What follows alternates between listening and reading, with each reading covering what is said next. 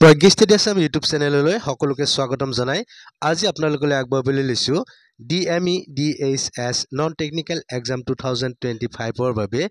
যুগুত কৰা অতিকৈ গুৰুত্বপূৰ্ণ 30টাকৈ জেনেৰেল নলেজৰ MCQ প্ৰশ্নোত্তৰলৈ আজিৰ খণ্ডটি হৈছে 127 আশা কৰো ইয়াত আলোচনা কৰা প্ৰশ্নকেইটি আগন্তুক পৰীক্ষাত আপোনালোকৰ বাবে কিছু সহায়ক হ'ব গতিকে ভিডিওটো আৰম্ভণিৰ পৰা শেষলৈকে চাই মোৰ এই YouTube channel Pragya study Assam subscribe কৰি লাইক শেয়াৰ আৰু কমেন্ট কৰিব আজি প্ৰথম প্ৰশ্নটি হৈছে who design the present national flag of India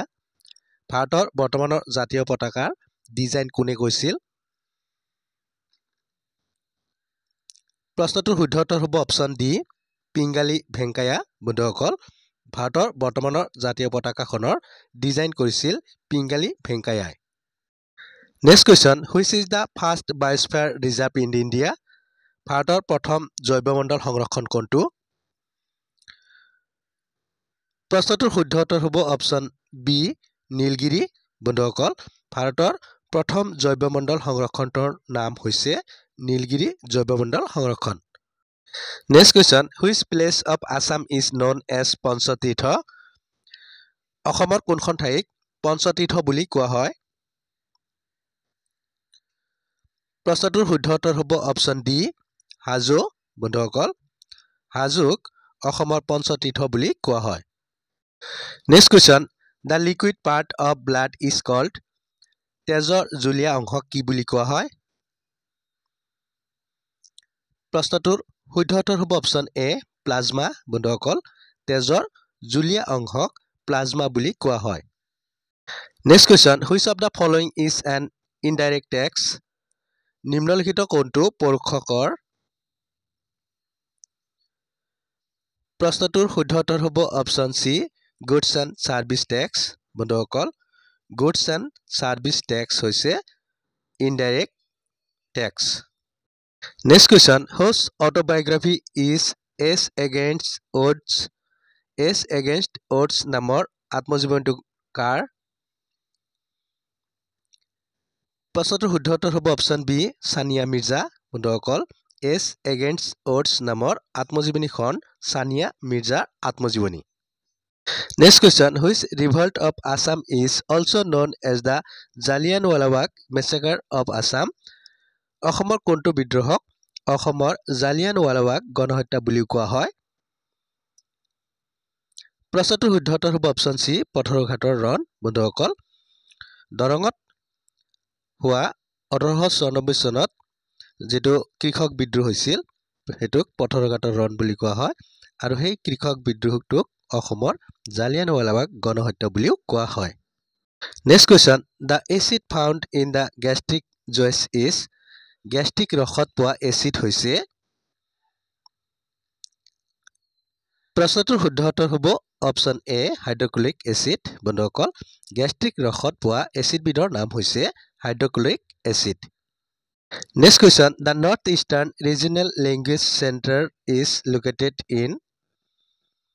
উত্তৰ পূব আঞ্চলিক ভাষা কেন্দ্ৰ ক'ত অৱস্থিত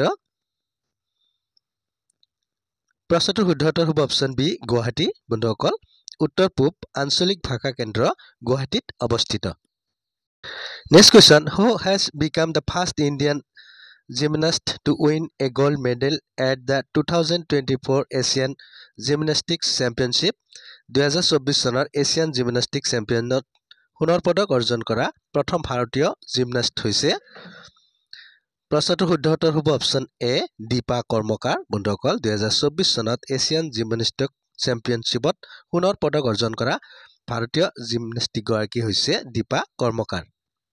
next question which of the following Ahom king introduced the coin system নিম্নলিখিত কোন গৰাকী আহোম ৰজাই মুদ্ৰা প্ৰণালী প্ৰৱৰ্তন কৰিছিল প্ৰশ্নটোৰ শুদ্ধ উত্তৰ হ'ব অপচন সি শুক্লেনমুং বন্ধুসকল আহোম স্বৰ্গদেউ শুক্লেনমুঙে মুদ্ৰা প্ৰণালীৰ প্ৰৱৰ্তন কৰিছিল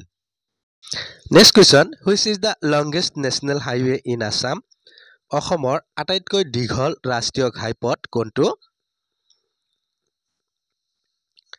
প্ৰশ্নটোৰ শুদ্ধ উত্তৰ হ'ব অপচন সি NH 37 বন্ধুসকল অসমৰ আটাইতকৈ দীঘল ৰাষ্ট্ৰীয় ঘাইপথটোৰ নাম হৈছে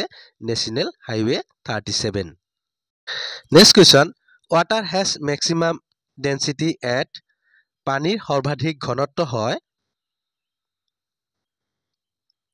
প্ৰশ্নটোৰ শুদ্ধ উত্তৰ হ'ব অপচন বি 4 ডিগ্ৰী সেলসিয়াস বন্ধুসকল পানীৰ সৰ্বাধিক ঘনত্ব হৈছে 4 degree Celsius Next question Wangala festival is celebrated by which of the following tribes Wangala উৎসৱ নিম্নলিখিত কোনটো জনজাতিৰ লোকে উদযাপন কৰে প্ৰশ্নটোৰ শুদ্ধ উত্তৰ হ'ব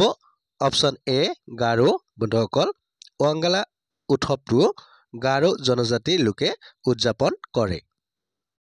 Next question The Jaina literature is known as Jain সাহিত্যক কি নামেৰে জনা যায় প্ৰশ্নটোৰ শুদ্ধ উত্তৰ হ'ব অপচন ডি আগম বন্ধুসকল জৈন সাহিত্যক আগম নামেৰে জনা যায় Next question GST first introduced in which state of India ভাৰতৰ কোনখন ৰাজ্যত প্ৰথমে GST প্ৰৱৰ্তন কৰা হৈছিল প্ৰশ্নটোৰ শুদ্ধ উত্তৰ হ'ব অপচন এ অসম বন্ধুসকল ভাৰতৰ অসম ৰাজ্যত পোন প্ৰথমে GST প্ৰৱৰ্তন কৰা হৈছিল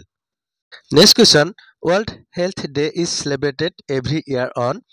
বিশ্ব স্বাস্থ্য দিৱস প্ৰতি বছৰে পালন কৰা হয়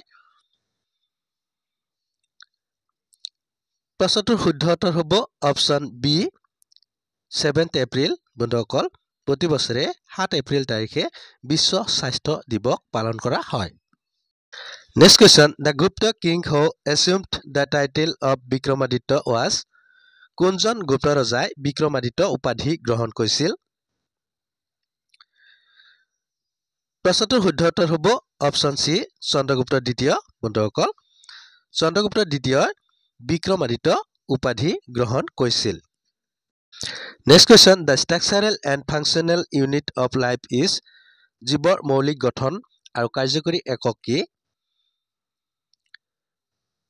প্ৰশ্নটোৰ শুদ্ধ উত্তৰ হ'ব অপচন সি কোষ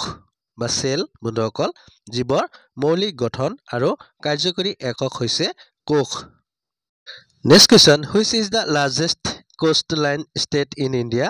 ভাৰতৰ আটাইতকৈ দীঘল উপকূলীয় ৰাজ্য কোনখন প্ৰশ্নটোৰ শুদ্ধ উত্তৰ হ'ব অপচন এ গুজৰাট বন্ধুসকল ভাৰতৰ আটাইতকৈ দীঘল উপকূলীয় ৰাজ্যখন হৈছে Gujarat Next question Where is the Namdapha National Park situated Namdapha ৰাষ্ট্ৰীয় উদ্যান ক'ত অৱস্থিত প্ৰশ্নটোৰ শুদ্ধ উত্তৰ হ'ব অপচন বি অৰুণাচল প্ৰদেশ বন্ধুসকল নামদফা ৰাষ্ট্ৰীয় উদ্যানখন অৰুণাচল প্ৰদেশত অৱস্থিত আৰু এই নামদফা ৰাষ্ট্ৰীয় উদ্যানখনেই হৈছে উত্তৰ পূৰ্বাঞ্চলৰ আটাইতকৈ বৃহৎ ৰাষ্ট্ৰীয় উদ্যান Next question Amazon rainforest is located in which continent Amazon বৰ্ষাৰণ্য কোনখন মহাদেশত অৱস্থিত প্ৰশ্নটোৰ শুদ্ধ উত্তৰ হ'ব অপচন ডি দক্ষিণ আমেৰিকা বন্ধুসকল Amazon বৰ্ষাৰণ্য দক্ষিণ আফ্ৰিকা মহাদেশত অৱস্থিত Next question The Asiatic lion is found in এছিয় সিংহ ক'ত পোৱা যায় প্ৰশ্নটোৰ শুদ্ধ উত্তৰ হ'ব অপচন এ গিৰ ৰাষ্ট্ৰীয় উদ্যান বন্ধুসকল গিৰ ৰাষ্ট্ৰীয় উদ্যানত এছিয় সিংহ পোৱা যায় Next question Tista is the tributary of which river Tista কোনখন নদীৰ উপনদী প্ৰশ্নটোৰ শুদ্ধ উত্তৰ হ'ব অপচন এ ব্ৰহ্মপুত্ৰ বন্ধুসকল Tista হৈছে ব্ৰহ্মপুত্ৰ নদীৰ উপনদী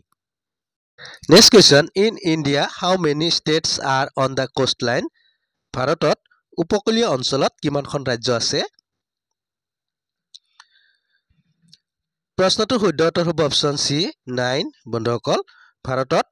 উপকূলীয় অঞ্চলত 9খন ৰাজ্য অৱস্থিত Next question Acid rain is caused by oxides of acid বৰষুণ কি অক্সাইডৰ ফলত হয় প্ৰশ্নটোৰ শুদ্ধ উত্তৰ হ'ব অপচন বি সালফাৰ আৰু নাইট্ৰজেন বন্ধুসকল সালফাৰ আৰু নাইট্ৰজেনৰ অক্সাইডৰ ফলত এচিড বৰষুণ হয় Next question How many union territories of India are bordered by sea coast ভাৰতৰ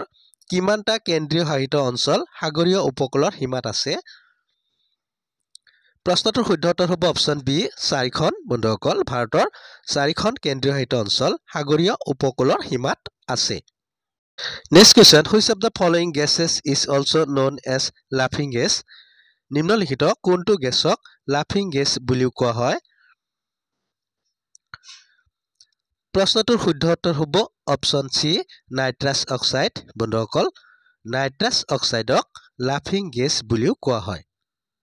next question who is the chairperson of নীতি আয়োগ অফ ইণ্ডিয়া ভাৰতৰ নীতি আয়োগৰ অধ্যক্ষ কোন প্ৰশ্নটোৰ শুদ্ধ উত্তৰ হ'ব option A the prime minister of India বন্ধুসকল ভাৰতৰ নীতি আয়োগৰ অধ্যক্ষ হৈছে ভাৰতৰ প্ৰধানমন্ত্ৰী next question what is the unit of work and energy কাৰ্য আৰু শক্তিৰ একক কি প্ৰশ্নটোৰ শুদ্ধ উত্তৰ হ'ব অপশ্যন এ জুল বন্ধুসকল কাৰ্য আৰু শক্তিৰ একক হৈছে জুল বন্ধুসকল ভিডিঅ'টো চাই কেনে লাগিল লাইক কমেন্ট আৰু শ্বেয়াৰ যোগে জনাব এনে ধৰণৰ নতুন নতুন ভিডিঅ' পাই থাকিবলৈ এতিয়াই সাবস্ক্ৰাইব কৰক প্ৰজ্ঞা ষ্টাডি আসাম পুনৰ নতুন এটি ভিডিঅ'ৰ সৈতে আপোনালোকক লগ পোৱাৰ প্ৰতিশ্ৰুতিৰে আজিলৈ ইমানতে সামৰণি মাৰিছো ধন্যবাদ